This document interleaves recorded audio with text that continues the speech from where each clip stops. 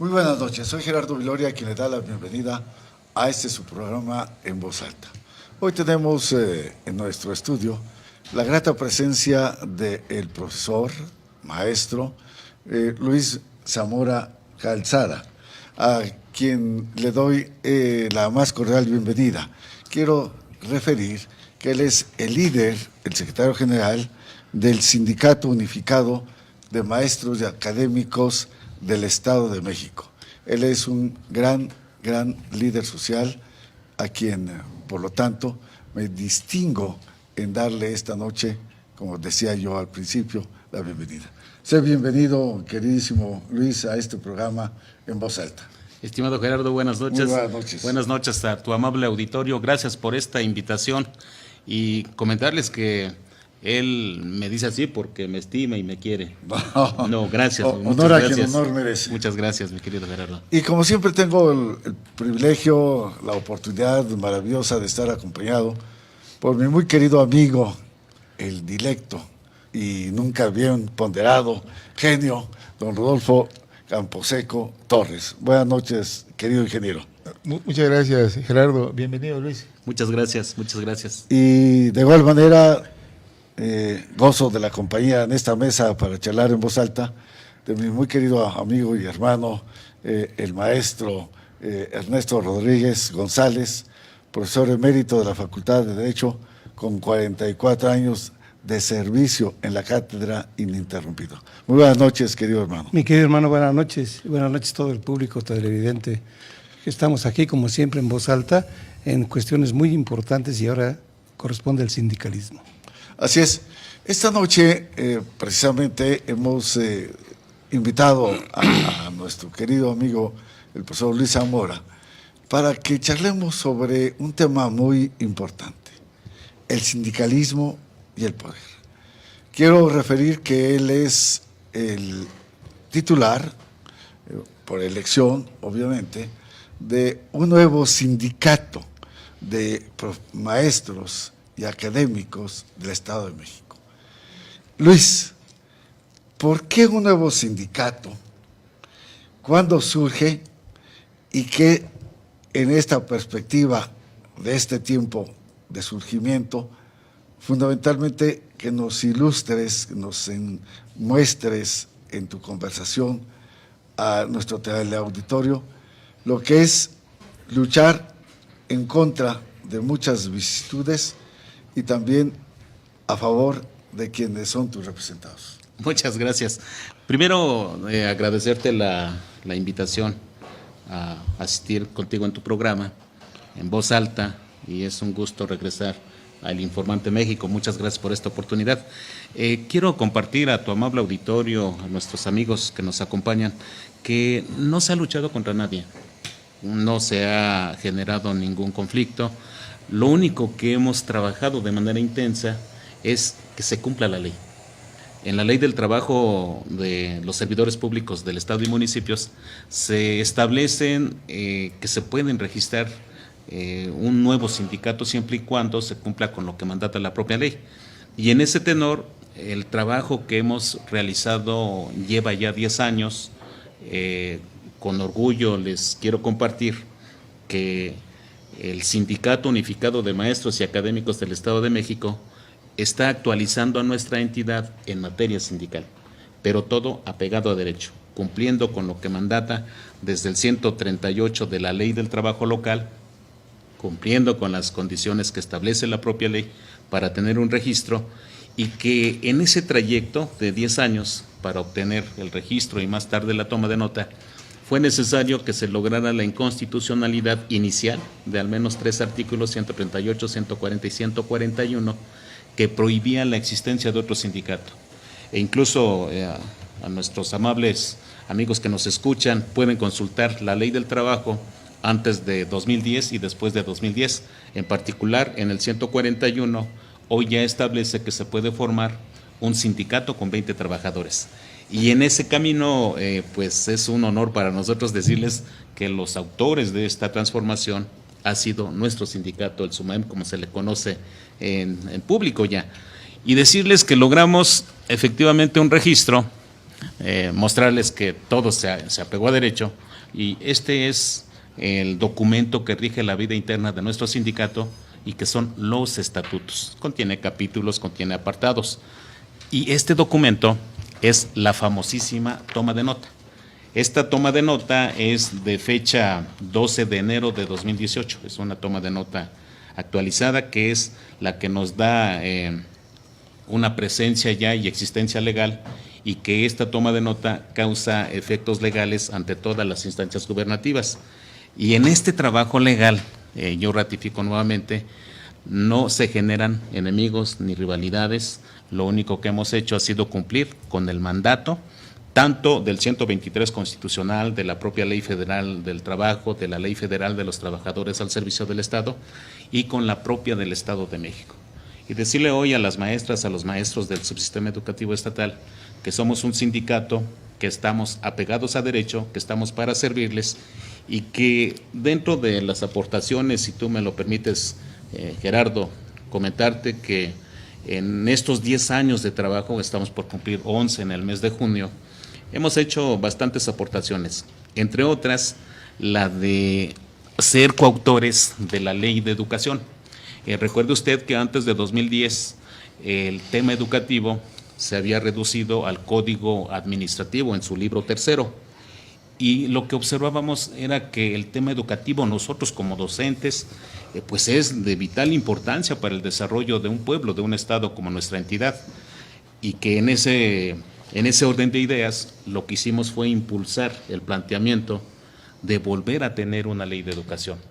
Para nosotros fue de verdad una experiencia muy grata en materia legislativa el ingresar nuestra iniciativa de ley el 14 de mayo del 2010.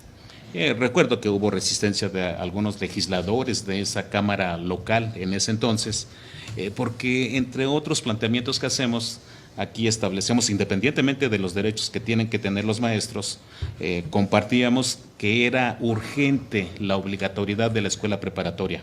No puedo olvidar, Gerardo, que hubo algunos diputados que se rieron de la propuesta, que dijeron, ¿cómo es posible que esto lo hagan los maestros? Los maestros no saben de leyes, no saben hacer esto. Sin embargo, mostramos lo contrario, porque a finales de 2010, a nivel nacional, se aprobó la obligatoriedad de las escuelas preparatorias. Hicimos el intento por volver a saludar a los diputados que emitieron comentarios en contra en ese entonces. Ya no hubo oportunidad ni de dialogar con ellos. Sin embargo, puedo asegurarles que el 10% del articulado de esta propuesta del SUMAEM en la Cámara local está actualmente en la ley que rige la educación en nuestra entidad. Decirles que después de nuestra iniciativa, hubo iniciativa de varios partidos, y que en la sesión donde se aprobó la ley nos hicieron favor de extender también una invitación para estar en la parte de arriba de la Cámara de Diputados y lograr que este pensamiento estrictamente de los maestros afiliados al SUMAEM estaba en ese momento colocándose en la mesa de la discusión. Es un honor para nosotros decirles que el pensamiento legal en materia educativa del Sindicato Unificado de Maestros, de Maestros y Académicos del Estado de México, está dentro de nuestra ley en educación. Y bueno, eso es parte de una historia que ha sido muy interesante, y compartir hoy con tu amable auditorio que después de esa historia estamos teniendo un crecimiento, y que se dio un paso muy importante el pasado 4 de noviembre de 2017. Firmamos una alianza con la estructura de Más FP en el Estado de México. Aquí lo mostramos. Mire usted, es esta. Se firmó esta alianza con esta estructura que dirige Juan Pedro García, que es un personaje cercano al gobernador Alfredo del Mazo Maza, su gobernador actual, y que entre los puntos, son 3 puntos que manejamos. El primero es la unificación del magisterio en torno a la política educativa de este gobierno. El segundo punto, lo que hemos luchado en estos 10 años, es el cumplimiento irrestricto de los derechos de los trabajadores, los que están garantizados en la ley. Ese es un punto toral que tenemos que tocar y hay que comentarles los puntos que estamos viendo. Y un tercer eje dentro de esta alianza es que busquemos ubicar nuevamente a la educación del Estado de México a la vanguardia educativa nacional. Esto es fundamental. Y quisiera compartir con el auditorio que en términos de la política educativa que hoy está dentro del contexto estatal, se puede encontrar básicamente las líneas generales en el Plan Estatal de Desarrollo, que también se integró, se abrieron foros, decirles que estuvimos participando en esos foros, y entre los planteamientos que estamos manejando es cumplir con el mandato constitucional de capacitación de los profesores, como una línea de política educativa para mejorar a la propia escuela pública, y que la capacitación tiene que estar orientada al uso de la tecnología de punta para las escuelas. Hoy el papel del maestro ya debe de alejarse de esa modalidad conductista, no puedo llamar de otra manera a lo que ha predominado en las aulas escolares, es el conductismo, no ha terminado de erradicarse esto es dar estímulos, respuestas en las aulas. Hoy tenemos que darle la voz al estudiante para que puedan comunicar su pensamiento con otros, que haya un análisis, una discusión, para que se generen esas imágenes mentales al entablar un diálogo. Eso es fundamental. Pero en este punto quiero resaltar que no podemos obviar el término de infraestructura educativa, el término de financiamiento a la educación, por supuesto, el término del papel que debe de tener el maestro dentro de esta política educativa y que debe de ser un punto básico el pretender nuevamente que el maestro vuelva a ser el referente social de antaño. Ese ejemplo a seguir, que algo pasó en la historia educativa y que dejó de serlo, pero que estamos encaminados a que el maestro vuelva a ser esa figura significativa, no solo en la comunidad escolar. Lograr nuevamente que el maestro sea querido, sea admirado y que muchos de sus alumnos, seguramente ustedes que han sido maestros de universitarios, lograr que un alumno hable como su maestro, se peine como su maestro, de verdad que es una satisfacción no solo profesional, sino también ética y social. Tenemos que cambiar la imagen del maestro, tenemos que volver a esa credibilidad. En términos del cumplimiento de los derechos de los trabajadores, no estamos pidiendo nada que no esté establecido en la ley. Hemos comentado que la autoridad, esta es una jurisprudencia, aquí nuestro amigo que está en la Facultad de Derecho, hay unas normas limitadoras que establecen que la autoridad solo puede hacer lo que le mandata su ley. Lo que no está escrito en su ley lo tiene prohibido. No así el ciudadano. Lo que la ley no le prohíbe, lo tiene permitido. Esto lo utilizamos en los amparos que hemos manejado y que dentro de los instrumentos que hemos utilizado para defender los derechos del trabajador cuando son violentados, es lo que la propia ley nos permite. ¿Qué son? En particular, cuando son derechos laborales, estamos acudiendo a la demanda laboral, que en un momento hubo acuerdos en contra de muchos de nuestros expedientes. Lo que hemos utilizado es lo que nos permite la ley de amparo, la que es normativa del 103 y 107 constitucional, y que vamos a los amparos para revertir esas determinaciones que ocurrían frecuentemente dentro del Tribunal Estatal de Conciliación y Arbitraje, que hoy con la llegada del gobernador del Mazo, con gusto les he de compartir que en muchos de estos expedientes con su nuevo presidente, el presidente actual, el licenciado Becker, está en la mesa el cumplimiento irrestricto de la legalidad. Y creo que estamos viendo acuerdos diferentes, estamos viendo una actuación más apegada a derecho. No digo totalmente porque no dejan de generarse ciertas situaciones que contravienen su propia normatividad.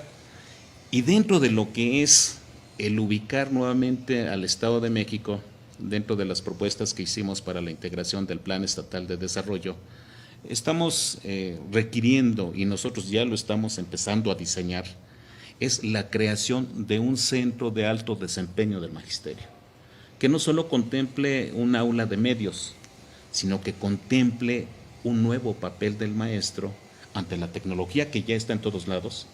Hoy, ¿quién no puede ver a los niños desde preescolar que ya agarran su unidad móvil y empiezan a acceder a programas?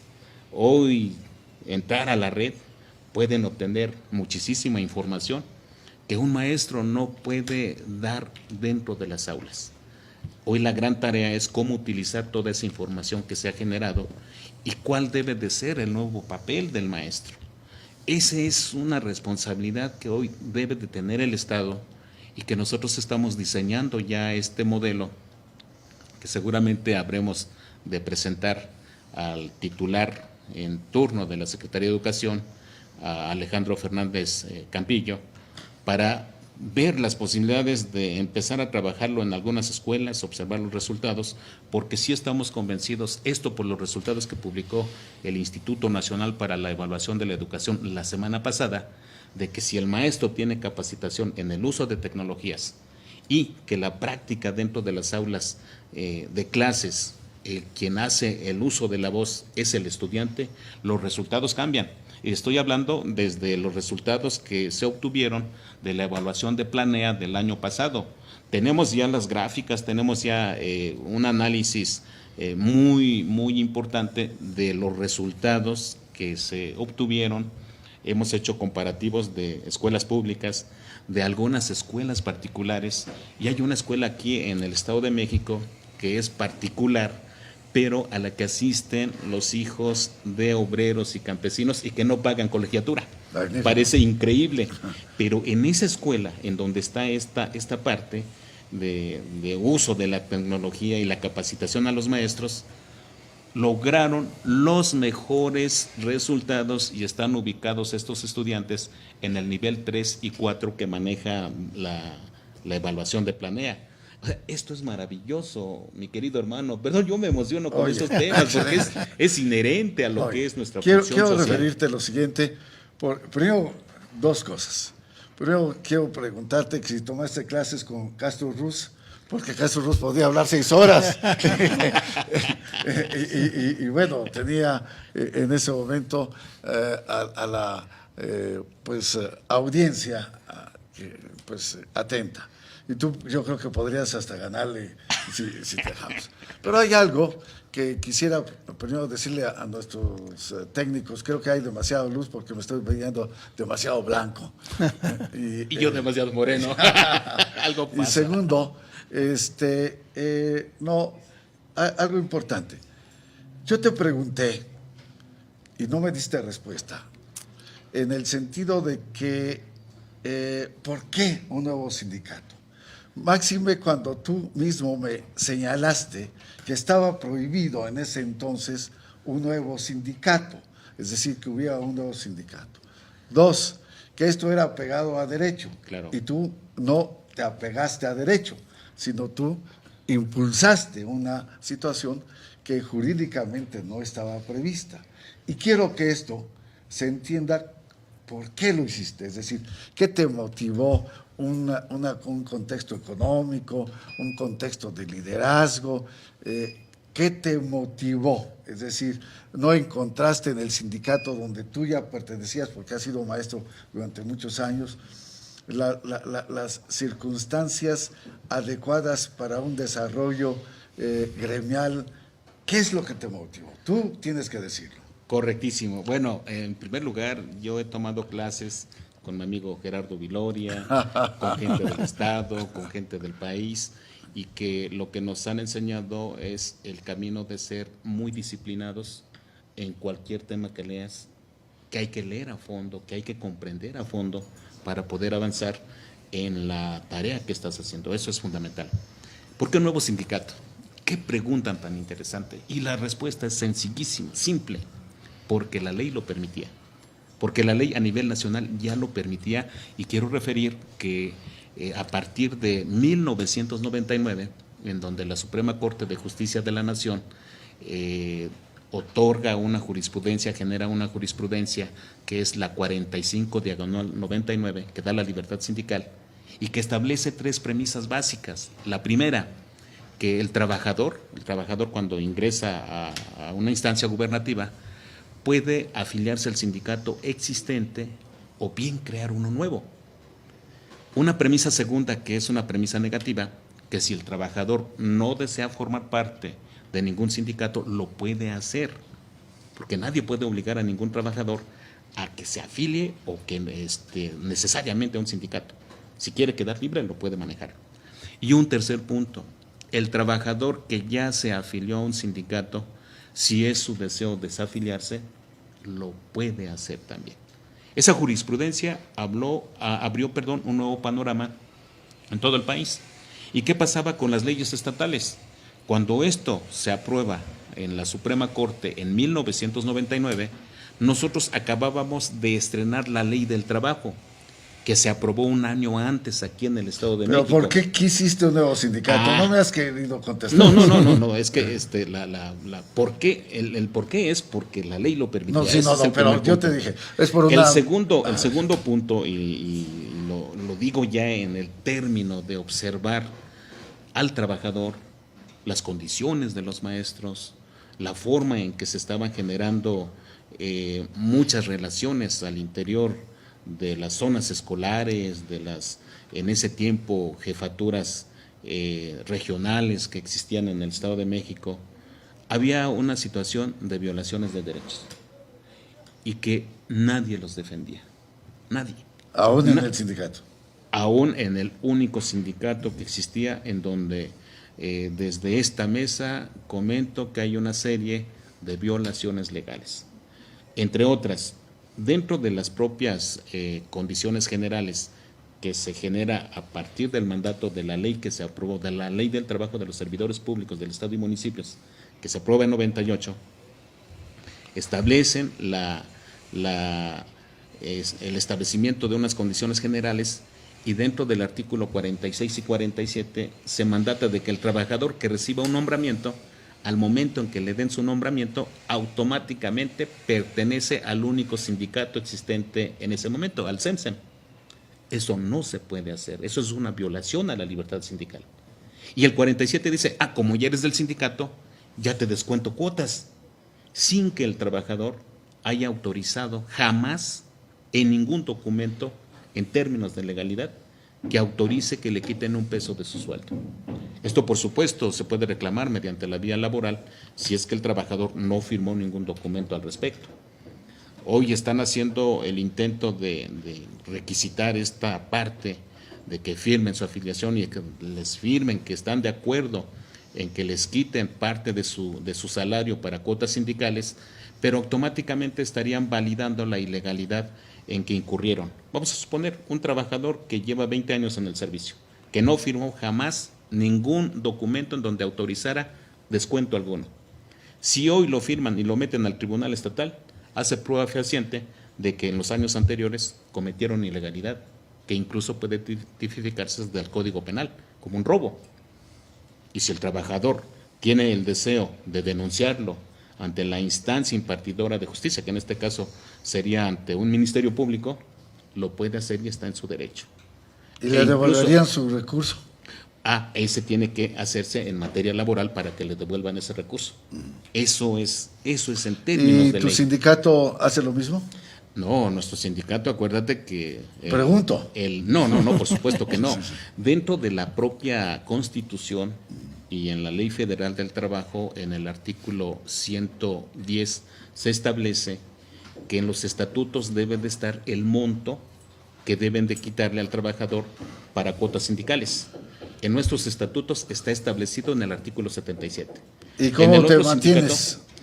Hoy nos hemos trabajado por cooperaciones de la directiva que estamos aportando para que subsista nuestra organización gremial, para que estemos defendiendo al trabajador, y por supuesto la situación de pedir el apoyo en diferentes modalidades a los propios afiliados que han ido creciendo de manera permanente por los resultados que estamos dando. Eso es creo de mi deber decirlo, hemos reinstalado a muchos compañeros, hemos basificado a bastantes maestros, hemos logrado cambios de adscripciones, todo en términos de legalidad. No hemos incurrido en ninguna práctica que sea contraria a derecho.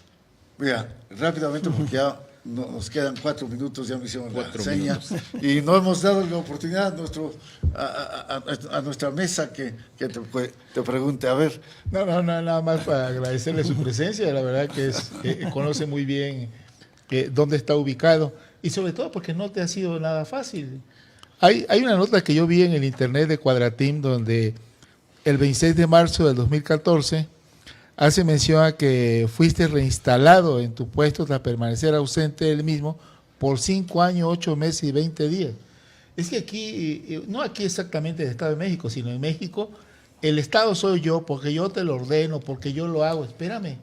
Afortunadamente ya se han dado laudos laborales donde muchos presidentes municipales han sido destituidos por no cumplir con ese laudo. Y entonces eso me parece muy bien. Y lo otro es que no sé si será que quieran tener un sindicato como la CENTE, que son bastante depredadores, ¿no? Cavernícolas, pero yo siento que el sindicato que ustedes tienen, inclusive hasta en sus siglas, SUMA,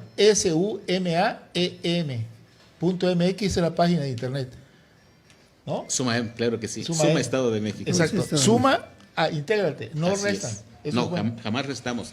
Nada más compartirte en esos escasos minutos. Quienes fundamos el Falta sindicato, una pregunta fuimos despedidos. del maestro. En mi caso, fui reinstalado el 21 de marzo de 2014, todavía en el gobierno anterior. Pero, pues yo no sé, cuando el jurídico de educación no tiene que meterse en esto, me volvieron a despedir el 11 de abril de ese mismo año. Y tuvimos que iniciar una nueva demanda laboral, que hoy ¿Quién era el estamos en secretario? amparo. En ese tiempo, el secretario de cuyo nombre no me acuerdo fue el último que nombró al gobernador, Erubiel Ávila. Pues no quiero acordarme. No quiero acordarme. De cuyo nombre no quiero acordarme. Diría el clásico. Así es. de la Mi Mancha. queridísimo hermano. Sí, hay una pregunta muy concreta. ¿Cuál es la diferencia entre el sindicato de maestros que se conoce normalmente con el sindicato de maestros y docentes? ¿Por qué maestros y docentes? ¿Cuál es la diferencia? Maestros de maestros y académicos del Estado de México. Académicos, perdón. Son maestros y académicos. La única Maestros y diferencia académicos. es que en el SUMEM leemos y leemos bastante. Y estamos apegados a la constitución política de nuestro país, a las leyes que nos rigen. Esa es la gran diferencia. Y hago la invitación a todos los maestros a que nos adentremos a lo que es el Estado de Derecho. Si conocemos nuestros derechos, sabremos transformar a la propia escuela pública. Al momento en que nosotros sepamos cuáles son nuestros derechos y cuáles son nuestras obligaciones, estaremos impactando en el alumnado. Porque no habrá maestros conformistas y podremos motivar al estudiante. Sí, pero hay dos cosas, maestros y académicos. En ese sentido, El académico es el que estudia. El que estudia, el que lee. ¿Y el maestro? El maestro es el que está en la docencia, pero quiero decirte que hay un gran sector del profesorado que ha caído en el estado de confort, que ya no tiene más aspiraciones, que se conformó que le generaran condiciones, pero no ha intentado salir de esas condiciones. Y en el caso nuestro lo que estamos motivando es que ese maestro, que quizá llegó a ese nivel, mostrarle que el camino de la lectura, el de la información, le puede generar nuevas aspiraciones, nuevo perfil para intentar ser mejor y que ese estado de ánimo lo contagie a sus alumnos. Porque ¿cómo puede un maestro ya desanimado decirle a tu alumno, tienes que ser el mejor en esto, si él ya cayó en estado de confort? Pues mi queridísimo Luis, verdaderamente nos dejaste sin palabra. Así es. Perdónenme, por favor. La pregunta concreta, ¿cuántos afiliados tienes actualmente? Estamos llegando a 3,000. De cuando empezamos con 20 y que a todos nos quitaron el trabajo, que luego reinstalamos a todos y que están en sus escuelas leyendo más y contagiando el hábito de la lectura a sus estudiantes. Ahí finalmente hay una pregunta muy importante. ¿Es un Rápidamente, sindicato porque estatal? Por Y el supuesto otro es que sí. sindicato nacional. No, es estatal también. El ¿El CENSE, CENTE? no, yo que me está- refiero al CENTE. del No. celular. es que ese es ámbito nacional. Claro, entonces nada más tienes sindicalizados a los del Estado de México de acuerdo con la ley. Así es, así es. Y los nacionales estarán con el CENTE o son sindicatos nacionales, así de es. maestros federales. Sí, aunque hoy con la libertad sindical, incluso eso se rompe. Muy bien. Bueno, pues Luis, nos quedan muchas preguntas justamente sobre la mesa. Obviamente, amigos que hubieran querido cuestionarte para saber puntos más específicos de tu sindicato, que además veo que sin duda lo llevas muy bien, porque yo te conozco desde hace muchos años y he visto tu lucha, y por eso también me dejaste en mal, porque dijiste que no has luchado, y yo he visto que sí, pero en fin, esto será motivo de otra charla. Te felicito y gracias por haber estado esta noche con nosotros en este programa en Voz Alta. Al contrario, muchas gracias a la amable audiencia. Maestras, maestros, estamos para servirles. Vénganse al SUMEM. Los estamos esperando con los brazos abiertos. Muchas gracias. Muchísimas gracias, mi querido Buenas Ernesto. noches, Muchísimas buenas gracias, mi queridísimo y nunca bien ponderado Rodolfo. Y obviamente, muchas gracias a nuestro teleauditorio por haber estado esta noche con nosotros en este su programa en Voz Alta. Soy Gerardo Viloria y les agradezco su amable atención. Que tengan la mejor de las noches y por lo tanto el mejor de los descansos. Mil gracias.